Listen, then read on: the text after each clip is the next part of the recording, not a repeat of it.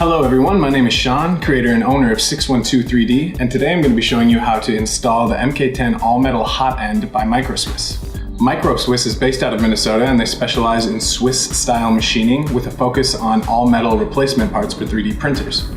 I've been using Microswiss's wear-resistant nozzles for quite some time now on all of my 3D printers, so when I saw that they introduced an all-metal Hotend solution for MK10 style extruders, I was really excited to try them out. So today I'm going to be showing you the whole installation process using one of my Powerspec 3D Pro printers back here.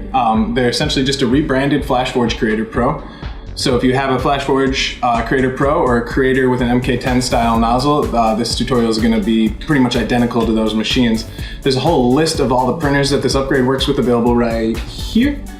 You can also check it out on their website, but any MK10 style extruder this should work with. If you prefer a text tutorial, I'll include a link to one in the description written by Microswiss for you to check out. Alright, so let's jump into it. So here's a list of all the tools that you're going to need for this installation. You may not need the round file depending on your machine, but I'll talk more about that later. The first thing we want to do is remove the nozzle. So go ahead and unload your filament, and then I personally like to increase my preheat temperature to 245 degrees to loosen up the nozzle a bit. So increase your preheat temperature in your preheat settings under utilities, and then go ahead and preheat your extruder. After a few minutes, when your extruder heats up fully, you're going to grab your adjustable wrench and your 9mm wrench. I suggest using a 9mm socket wrench just to make things a bit easier.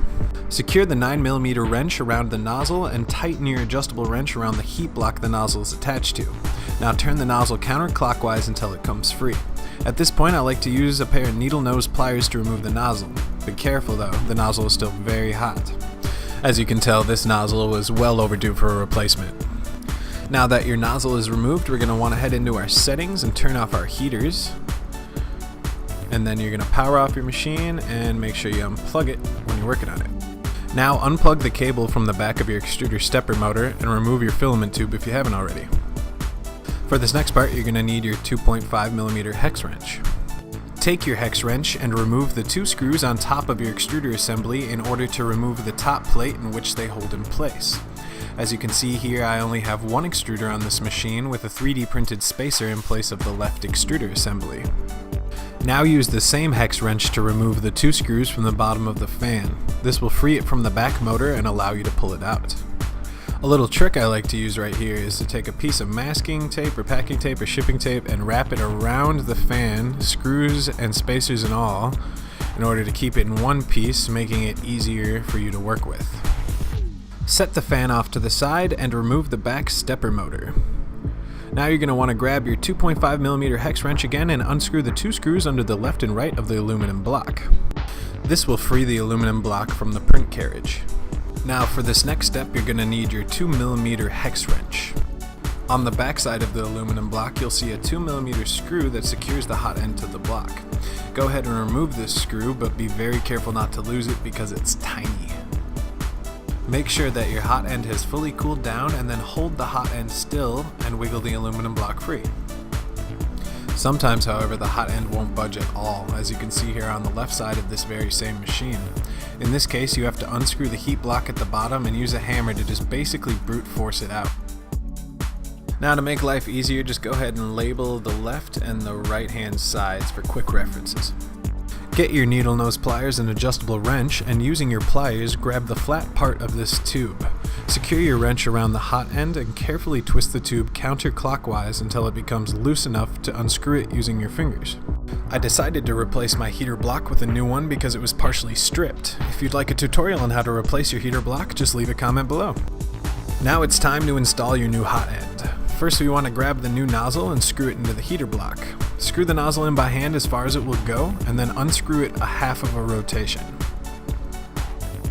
Next, grab the new Hotend and do the same process but on the other side of the heater block.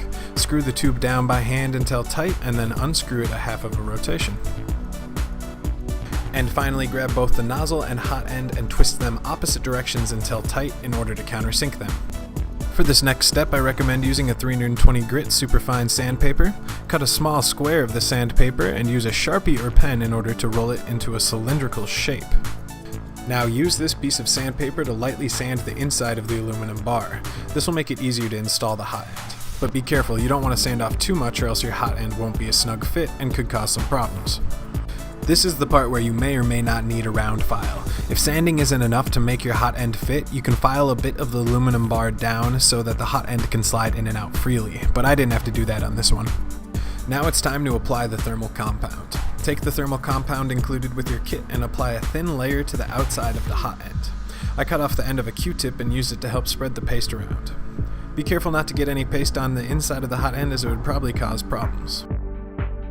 After the paste is thoroughly applied, take your aluminum bar and slide the hot end into it. Next, stick the small 2mm screw and screw it into the aluminum block using your 2mm hex wrench. But before tightening the screw all the way down, adjust the aluminum bar so that it runs parallel to the heater block. You can wipe up any excess thermal paste using a paper towel, again being careful not to get any paste inside of the hot end itself. Now all that's left to do is reinstall everything onto the printhead carriage. Start by screwing the aluminum bar back onto the carriage using your 2.5mm hex wrench and the 2 screws from before.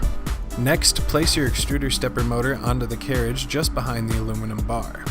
Grab the fan assembly we taped up earlier and unwrap it. Then you're going to slide the fan assembly into the aluminum bar, align it with the back stepper motor, and screw the 2 bottom screws into place with your 2.5mm hex wrench. Plug the stepper motor back in and reattach the top plate of your carriage using your 2.5mm hex wrench and the 2 top plate screws. Make sure the top plate is aligned and tighten it down. Now that everything is installed, plug your printer back in, power it on, and preheat your nozzle to 245 degrees again. After the nozzle is fully heated, use your 9mm socket wrench and adjustable wrench to tighten the nozzle down. Be careful not to over tighten as it could strip the heater block though.